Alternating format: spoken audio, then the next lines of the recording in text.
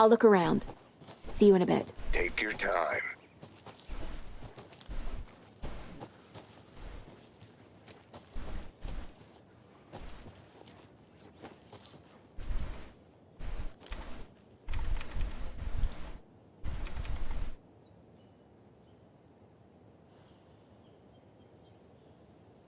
Your time.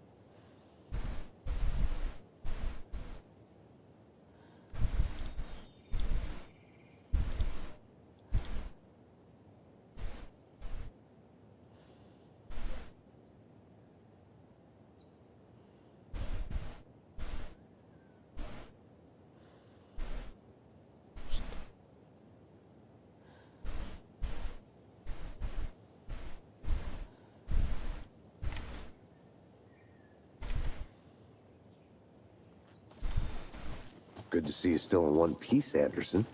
Forest can be a dangerous place.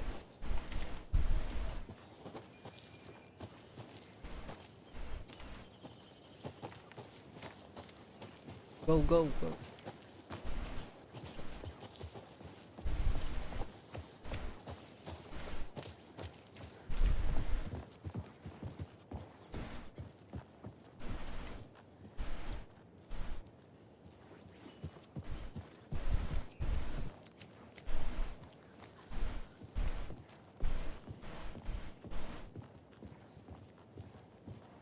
Stairs are out.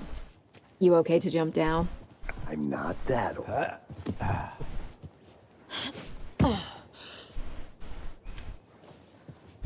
Neuropic.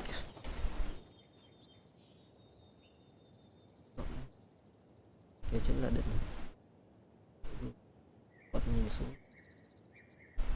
Đúng. Phải đánh. Phải in thức. Đẹp phết.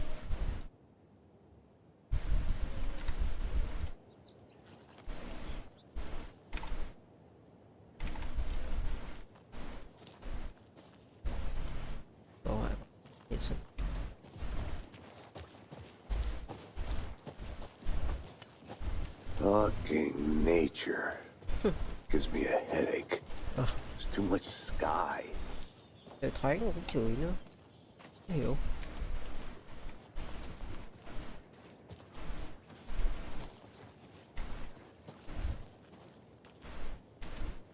Trên đây có gì? Xem ạ. I want to walk around for a minute. You know where to find me. Bùa ở đây à?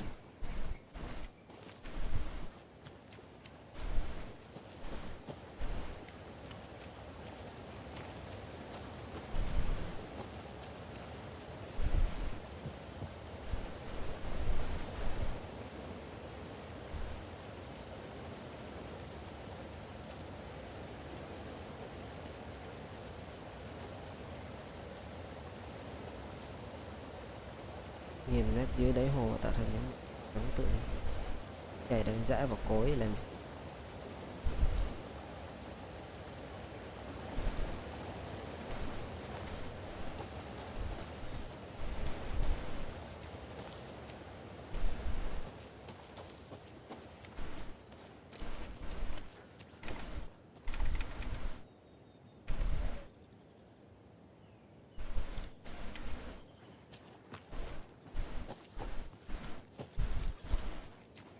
mới đi lạc mẹ ơi.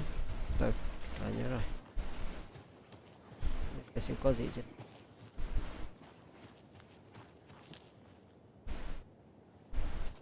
This can't be the right way. Có gì lúc này. Vậy mẹ trên đó có gì rồi, nhìn chó. Welcome back, Anderson. Không phải lối đó thì cứ lên đó xem thử có gì. Phá tí. Sao đâu. Not a bad place to get murdered. If getting back to nature is your thing. Damn. Should have brought an umbrella. I like the rain. The only thing around here that feels like home. You think the local law had the sense to put up a tarp? If they did, next coffee's on me. Có điện thoại hỏng này.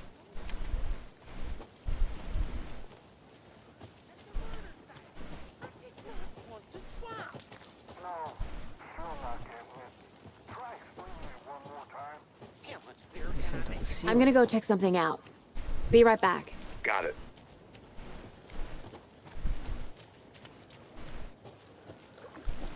Nó đi xuống dưới đổi màu luôn ạ. Má mình trên là màu vàng, trên đây là màu xanh. Màu xanh do mưa. Rất là xanh. Đấy. Tiến dưới cái đổi màu vàng luôn. Mẹ màu cổ xưa âm u. Can't go any further. Water's too deep.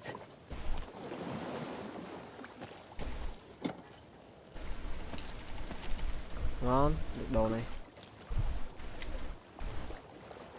Đi xuống có chết không?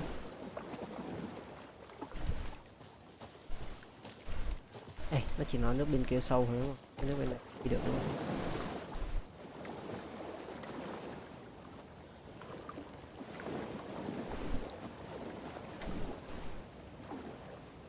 Đỡ đi được. Đi về.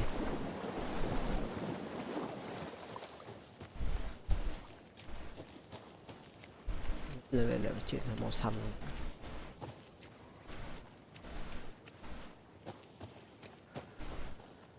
Xuống. Did you get lost, Anderson? I'll be back in a second. Roger. Lều phù thủy để nó sống. Phải cẩn thận hồ bạc để ám ảnh với. Cái lều của phù thủy. Cái lều của phù thủy. Thôi gì đấy? Thôi, chó.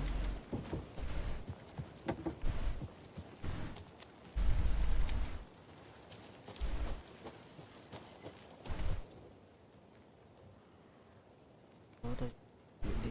Bắt tôi.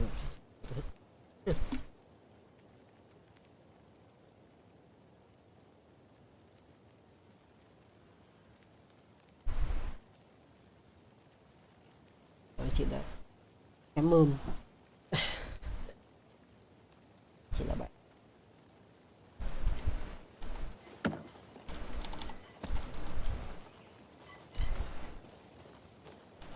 Có gì nữa không?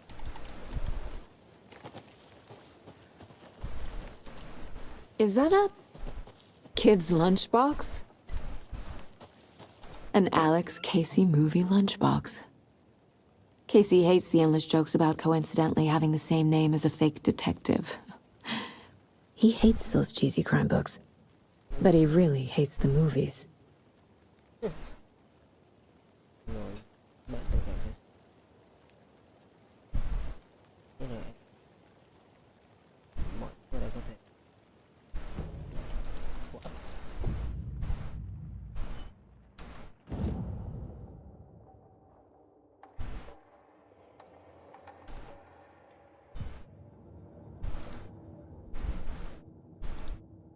cái gì chơi.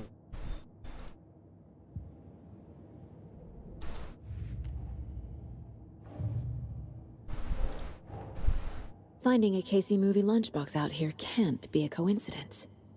Another message? Another man.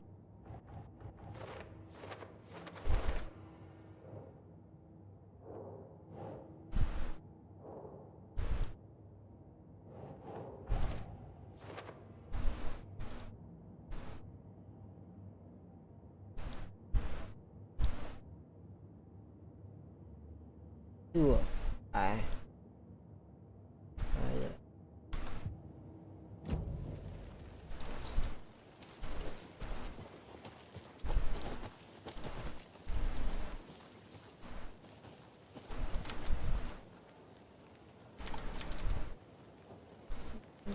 Rồi.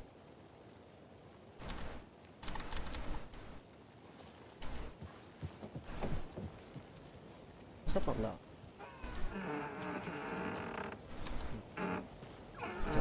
Sợ thế nhỉ?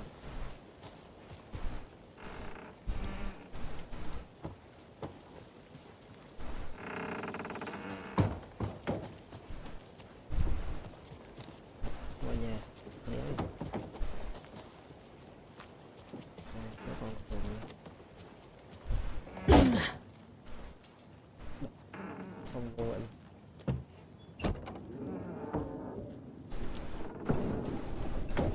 Có cái vẹo gì không?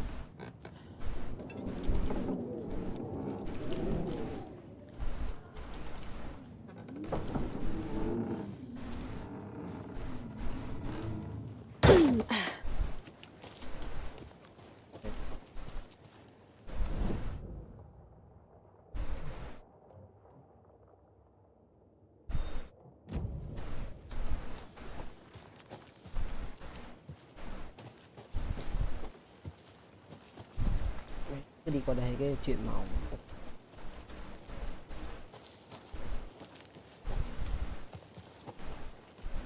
đi qua đây được thôi.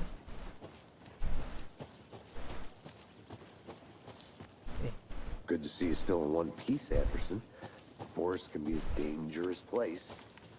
Rồi nhiều quá. I think I saw something.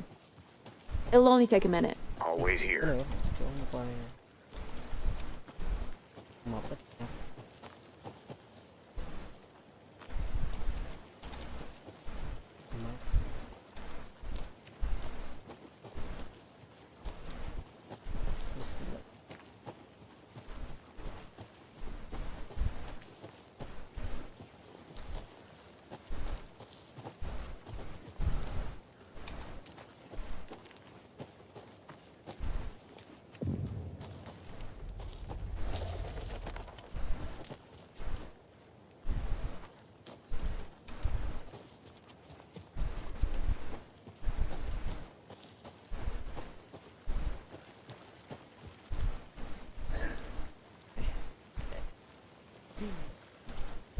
Necklace.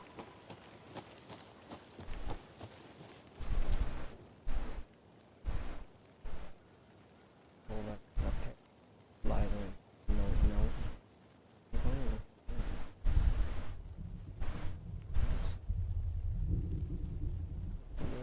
Phù phép ông.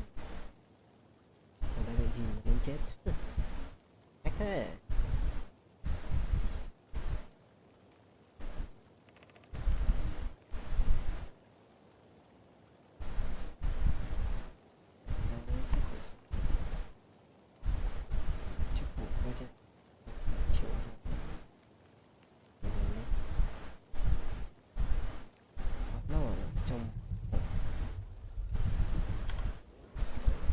Okay.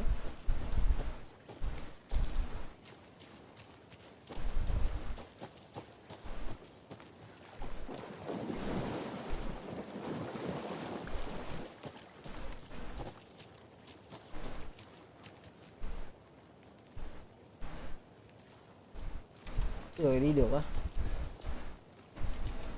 Còn nước không đi cái đéo này.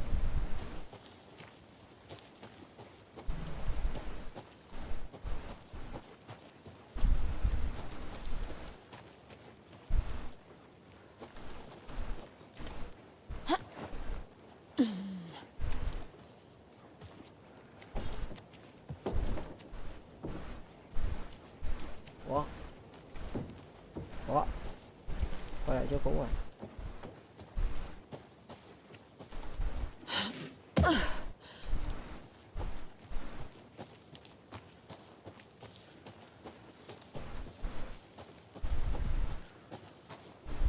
Trên đây là chuyện xanh này.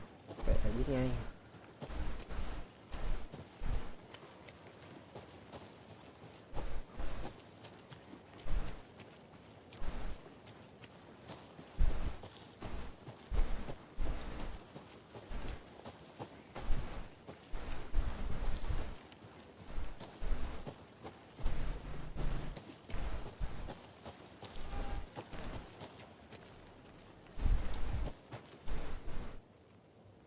Tôi này để lỡ xảy ra ở trong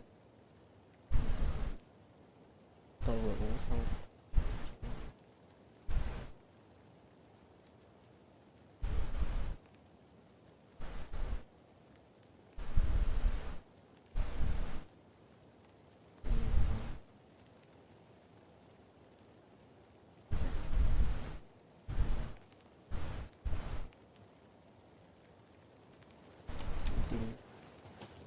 Được không cái này.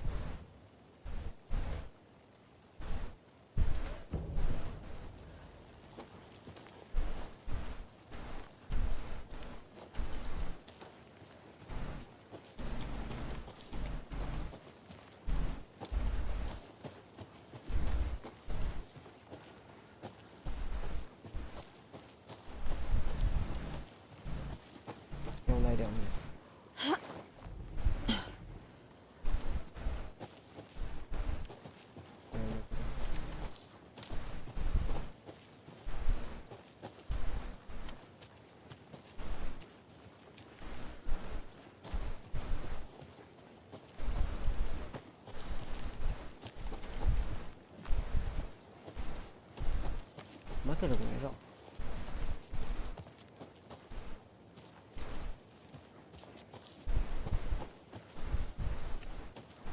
A creepy twig sculpture? Wonder what's inside. I should take a look around for a way to open this thing.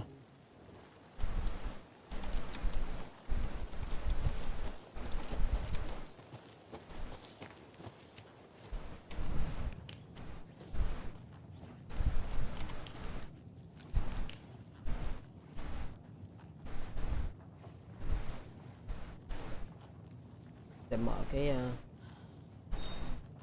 hộp.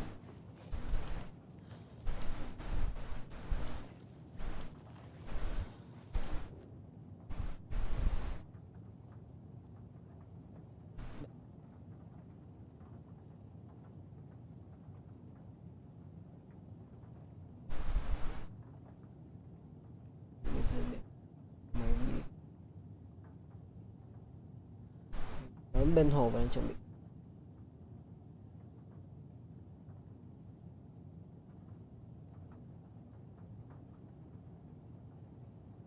Được nửa.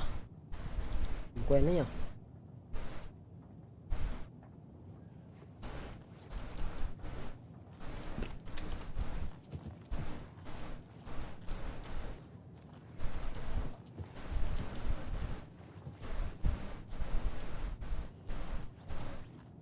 Hey there, Mr. Deer. You remind me of a dream I had. Mình dạy nó chào lại thì em.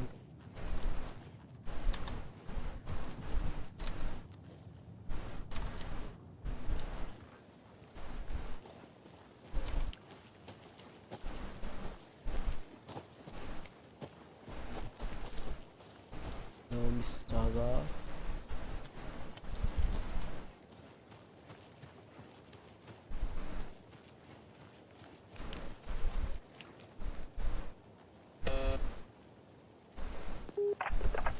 Hello, this is Agent Anderson and Agent Casey, FBI. We'd like to come in and ask a few questions pertaining to an investigation. The station heads are not currently available. Access is restricted without their permission. Nice talking to you, too. Đi xin phép. Mẹ cái đường này y chang như cái đường hôm nay. Nó cấm cho lên. Đây là hiện trường của ai? Nó đã nằm bên trong. Có này sao? Need the key.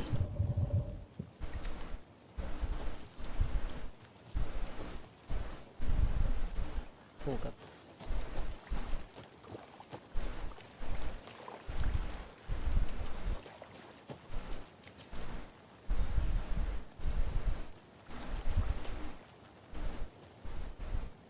Did you get lost, Anderson?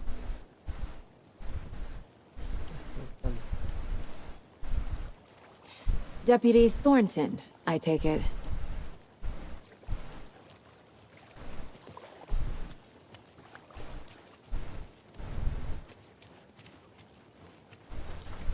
Yeah, that's me. Mulligan told me you were coming the other way.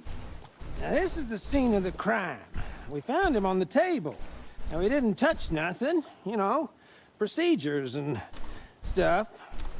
Thanks, Deputy. No tarp. You owe me a coffee. Okay, let's start by examining our guest of honor. Does this fit the MO of the previous murders? Yes. Body is positioned on the table. Ritualistic. Tính nghi lễ. Another body turns up just as we arrive in town. Coincidence?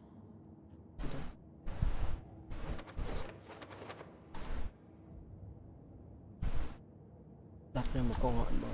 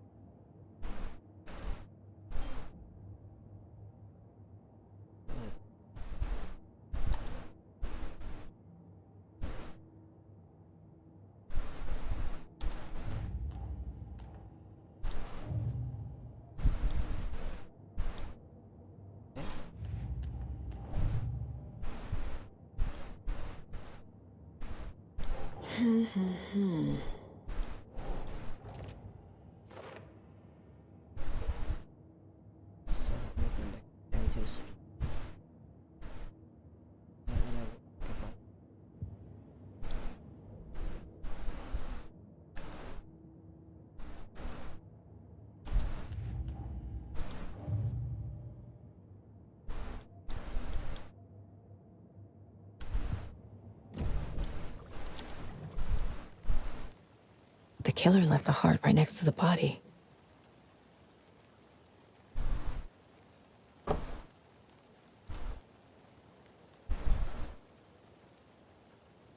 Incised stab wound, chest cut open, heart removed. Bruising on the wrist from the cargo straps holding him down.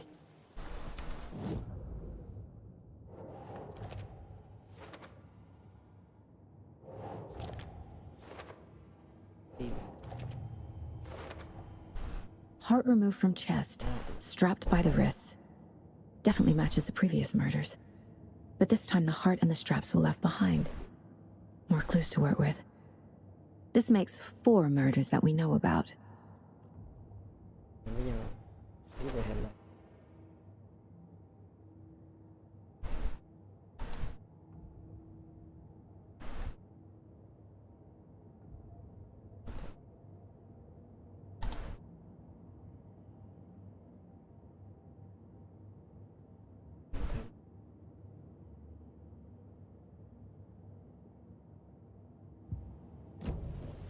Who is our victim? Who killed him? Need to find more clues.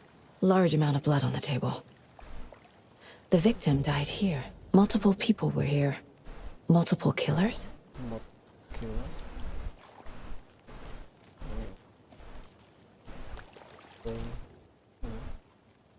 Someone was drinking beer. They spent time here, waiting.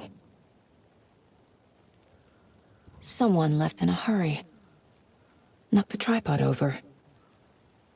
Was it for a camera?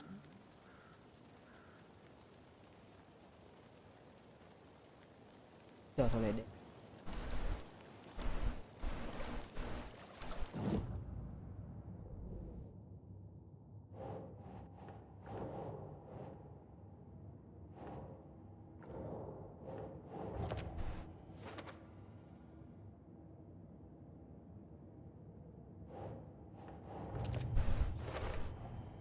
Boot prints, indicating multiple killers.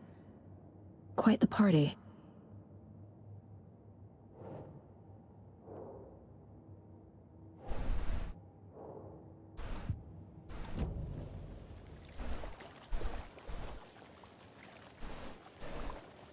Any idea who the victim is? Oh, I sure do.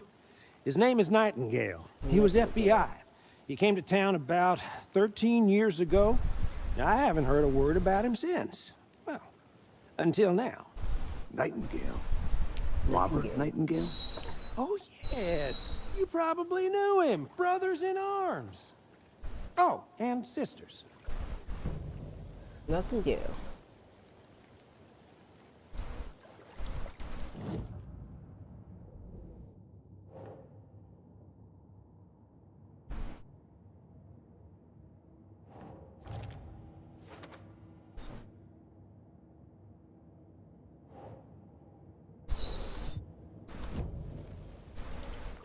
So you knew our victim?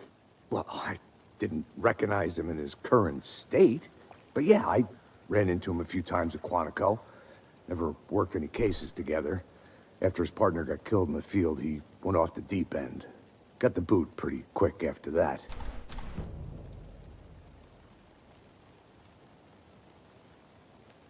Nightingale went missing 13 years ago. 2010. The same as all the other victims. Certainly fits the pattern. Makes me wonder what was going on that year. Probably something this town wants to forget. So what happened to Nightingale after the Bureau let him go? I only know the rumors. Depression led to booze, booze led to paranoia. He got some wild ideas in his head, chased ghosts until he fell off the map. Guess he ended up here, I bet there's more to that story. but no happy ending. No happy ending. Rồi làm gì nữa? I think that's everything. For now, at least. Anything clicking yet? Not sure. Need to think about it. Tôi nghĩ đi.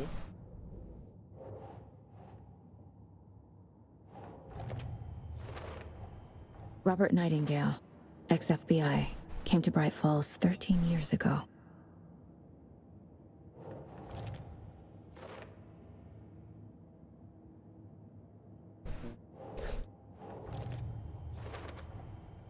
They planned for the murder to happen here, passing the time with equipment ready.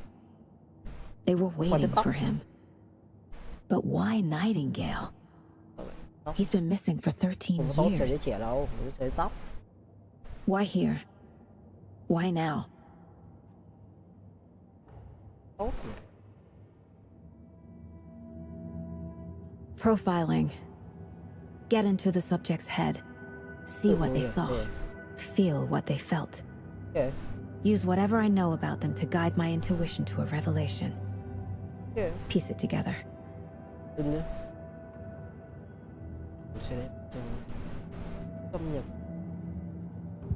định lại. Suy định. Như thế. Nightingale was chosen as the victim. Why? Flick the switch, it goes click. Lights are off. But somebody's home. Somebody's home. This wasn't some random act of violence. This was a ritual. And Nightingale a component. They didn't see him as a person. More like a container for something. Agent Nightingale has been MIA for 13 years. How did he end up here? Up from the lake that's not a lake. It's dark. He was there too. You are not allowed in the lake until he says otherwise. Mày xâm nhập được vào đầu nghĩ đến mấy cái Robert này luôn. Nightingale came from the lake before his murder. Ơi cức. Không đá. Chưa đá quá rồi chị ơi.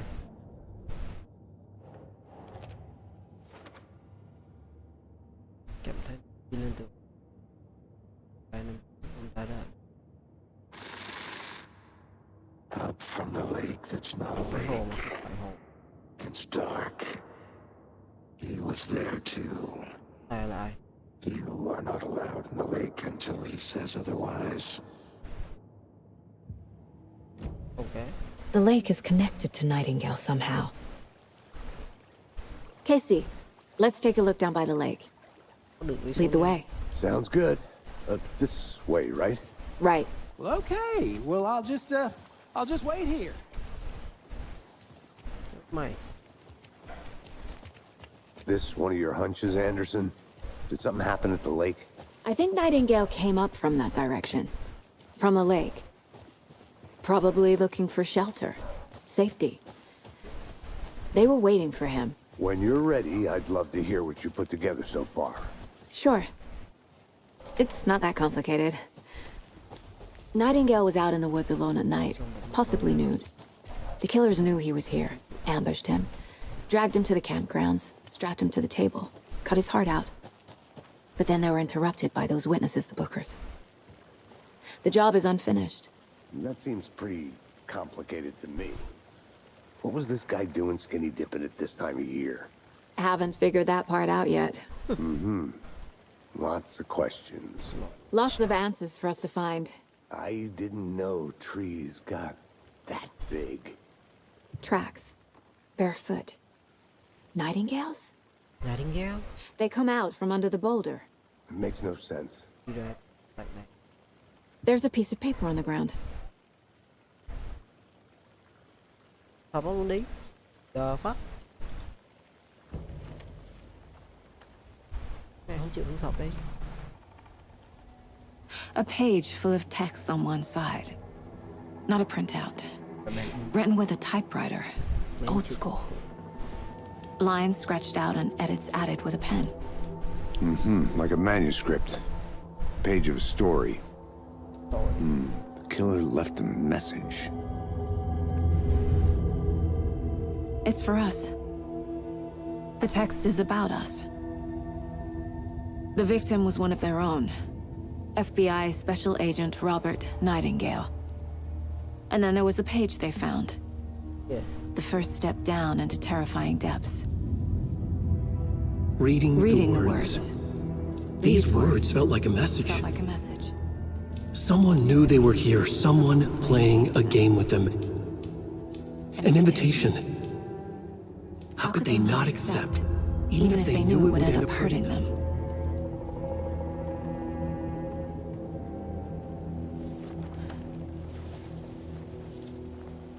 Someone's been watching us. Playing a sick game with us. You were right. This is right up my alley. Nightingale came this way. Either he dropped this page, or the killers left it for us. I should profile Nightingale about this page.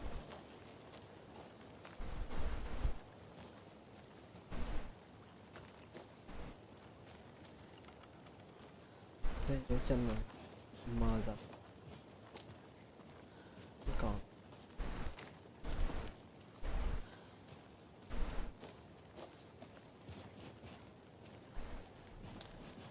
Mẹ mày dấu chắc. Dấu chân của con chó này. Em bố mày tưởng dấu chân của ông Nightingale. Mẹ tính đi theo để xem đi đâu. Còn mẹ bị lừa bởi chính mình này. Chân hiện.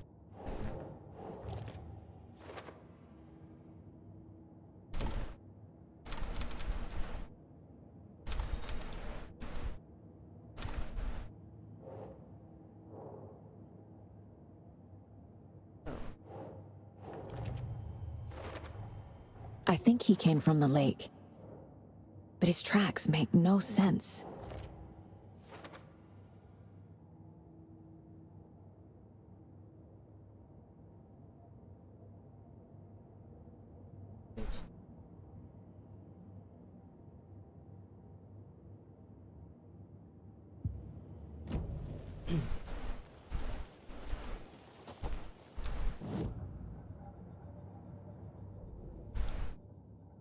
Đến một ai.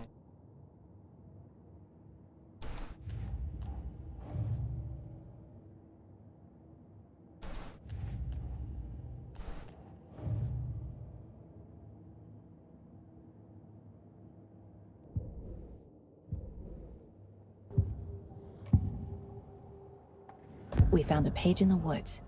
A story about these events. What is Nightingale's role in this? I carry his words close to my chest now.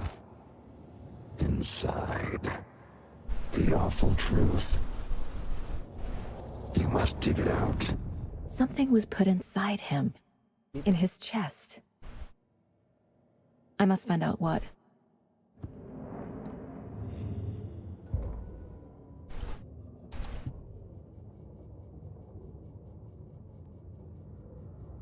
The victim was one of their own.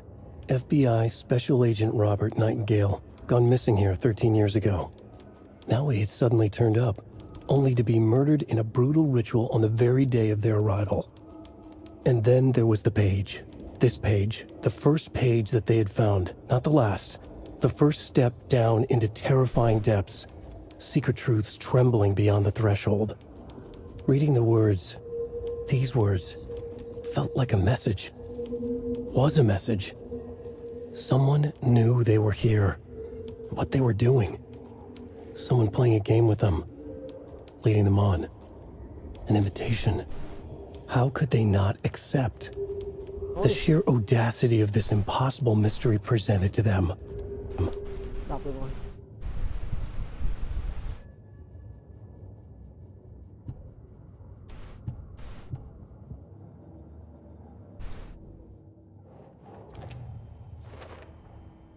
Found all I can here. Time to properly examine the body. See what I can find inside.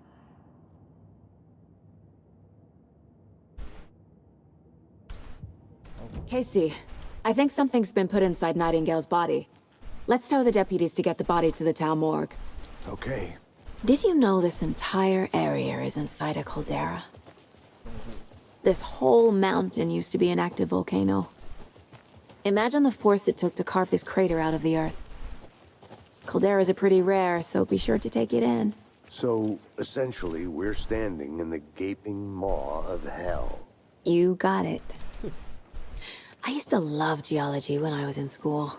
Hey, I helped Logan you build made a it back. great baking soda Good. volcano for her science fair. Cheating on a science fair? That's almost a crime, Anderson. I'm not gonna say no to quality time with a volcano. I mean, my daughter. I hope you didn't get stuck in any of those big puddles. Crazy flooding down there, huh? Just like I said. Deputy, I want the body taken back to town for a proper examination ASAP. Well, sure. But the coroner won't be back in town for another week after Deerfest. Not a problem. I'll do it myself. Oh, and Sheriff Breaker called to say he's got the Bookers at the Oh Dear Diner in town. Oh, and I've got a key to the gate. It's a shortcut back to the parking lot just up the hill.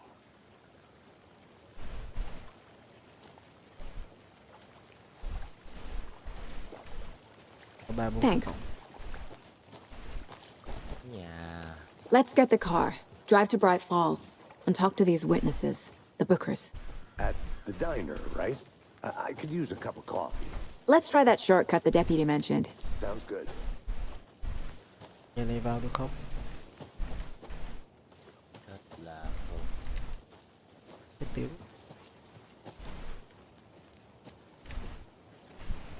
Bối cảnh game sao anh? Mẹ ra tiếng của mày. Tao có tưởng là có cái tiếng có tiếng người nói ở trong nhà. Con mẹ khai sáng luôn rồi. Con chó này kêu má, nếu có tiếng nào nghe cháu mà không biết nhà đi vừa I'll không. look around. See you in a bit. Take your Ai? time. Thì ra là tiếng của mày. Biết rồi. Em tưởng anh biết rồi em vô rồi chứ. Không, bố mày tưởng là có con chó nào trong đấy nói. Game gì đây mọi người? Asexual à? Không phải. Không, Là quen quét. mồm. Seems like a nice town so far. ai là quét. Murders Cool. aside. Pretty Mà woods. anh bị quen mồm. Cute lodge we got set up in. We should go for a hike if we get a chance. Trinh thám Now là you're cái just gì? being mean, Con này nè. Anderson. Deputy, Đi bự vậy? Ui giờ sướng chứ, nước cam mà. Quay qua lại địt mẹ lấy hết. Bối cảnh game Má mày sao giống ấy không? Giống mấy điều tra của. anh? Nói chung là cái này nói chung là có thằng bị giết, nó bị thực hiện theo một nghi lễ. là nghi lễ à? Sợ Đó, moi tim này đó. Đếm đặt đó. Đi hỏi xong moi chim mà lại moi tim nhờ. Biết nằm quá con. moi chim làm gì, mấy anh được rượu làm nghi lễ moi chim người ta làm gì? Mày nghĩ sao? Ôi gì? Làm cho nó lớn hơn à? Make it bigger. Grow up. Yes. I want to walk around for a Xong rồi, minute. xong rồi nhét vào mặt mày. Find me. Okay, what the fuck? A lunchbox again. Who's leaving these out here? Ăn gì bộ nãy mà. Thế giờ mình đi ăn bịa bò đi. Thôi được rồi. Dễ giờ thui. Được thôi. Kiểu đỡ phải tiêu hóa luôn, hiểu ý đâu. What the fuck? Mẹ con này đồ họa má đẹp vậy. Nhìn này, Nhìn thật mà. chân thật luôn. Can't fit the clues all together Có nhìn yet. thấy núi nữa mà tại núi Heart đứng xa quá, removed, nãy ta đứng gần trên tripod, kia nhìn thấy núi đẹp lắm. Này Tracks đó này. leading to a dead end. A tripod for a camera? To record a Rồi để chỉnh snuff lại film? file, Maybe. file And why link. take out his heart just to throw it away? To stuff in something for us to find. Lý thọ thì có cái kia thì nó mới đỡ lắc hơn bạn ơi.